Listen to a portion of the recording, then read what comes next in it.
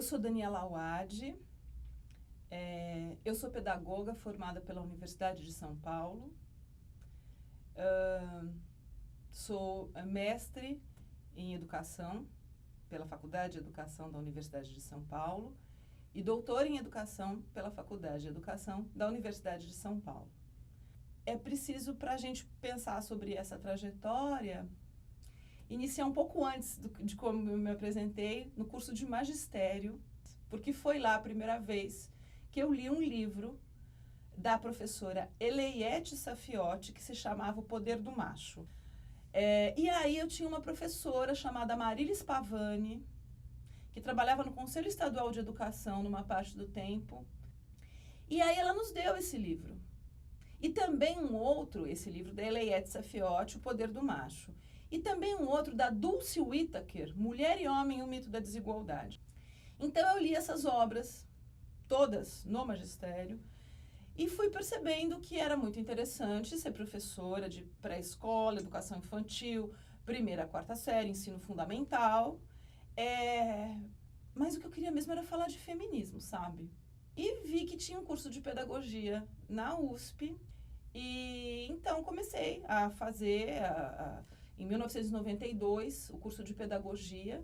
Fundei, junto com uma professora minha chamada Marília Pinto de Carvalho, o grupo de gênero e feminismo que teve pela primeira vez na Faculdade de Educação da USP.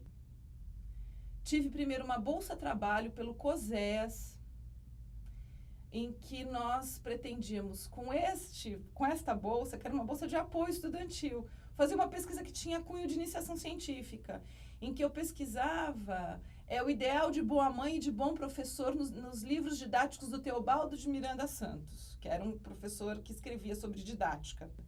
E também, nessa mesma época, eu fiz uma contagem na Faculdade de Educação da USP, quantas professoras tinham ao todo, uma maioria de mulheres. Quantos chegavam a titular? Uma maioria de homens naquela época. Não me lembro dos números agora, mas já dava para perceber como que as mulheres, mesmo quando elas eram maioria, elas eram muitas vezes excluídas dos postos mais prestigiosos, dos lugares mais prestigiosos da carreira. Fiz, então, depois disso, uma bolsa de iniciação científica mesmo.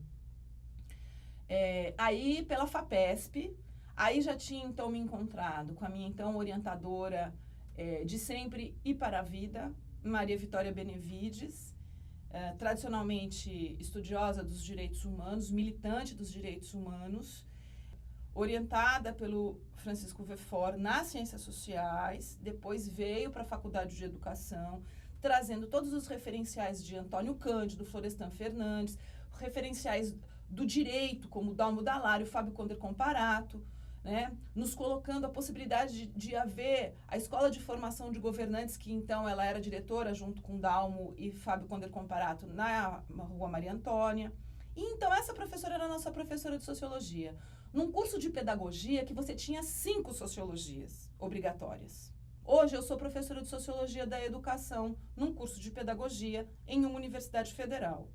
Uma Sociologia da Educação em um semestre se pensa que vai resolver a questão desse debate amplo que até agora que eu apresento desta maneira. Foi a primeira vez que eu ouvi falar que era possível ser militante, professora, mulher, então o combo, né, foi eu me relacionar em um só tempo como aluna de Maria Vitória Benevides e de Marília Carvalho.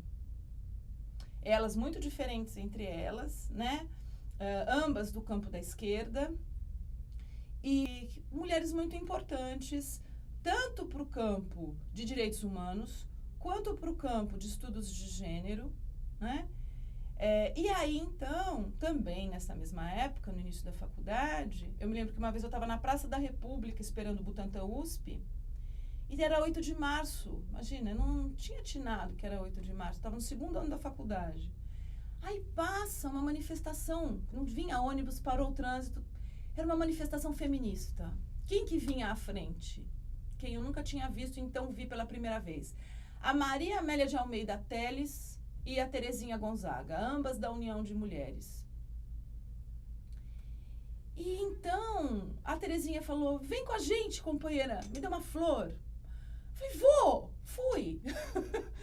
E isso, em 93, acho, né? 1993. Foi a primeira vez que eu fui numa manifestação feminista.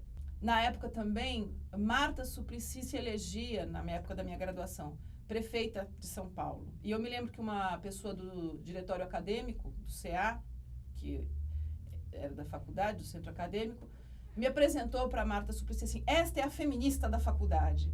Eu olhei e falei para Marta Suplicy, quero te pedir desculpas, eles terem orgulho de ter só uma.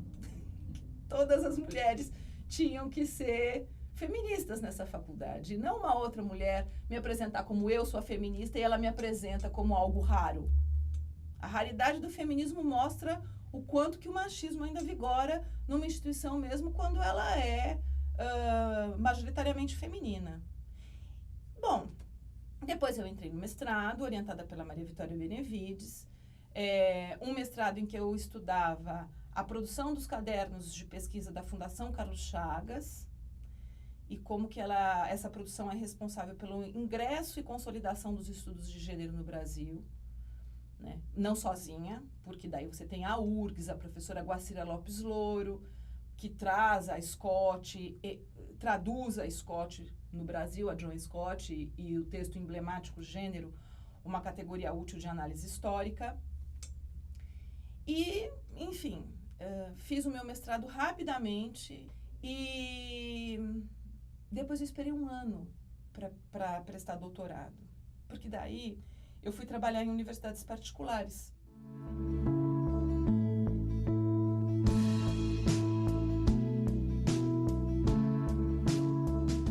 A gente que é intelectual e que é militante, a gente está sempre pensando como é que ficam as outras pessoas. E raramente a gente vive o quê? De vento, de luz, né? E mais do que isso, né? A mulher que é feminista e que é militante e que é acadêmica, é como se não tivesse o problema do mercado de trabalho que tem para as outras, para a gente, né? Mas tem. A violência, o assédio moral, o assédio sexual que tem para as mulheres que estão no chão da fábrica, tem o nosso chão da fábrica também, que é a reunião de departamento, né? Tem também na contratação das universidades particulares, a questão da empregabilidade e tudo isso. E aí foi muito interessante, porque para mim, como vocês podem perceber, não tinha assim a docência e a militância. A produção acadêmica de excelência, inclusive reconhecida pela FAPESP como digna de financiamento, e a militância. A militância para mim é trabalhar os meus temas tendo bolsa da FAPESP, que não são meus, né? São de todas as pessoas essa temática, é importante para todas as pessoas.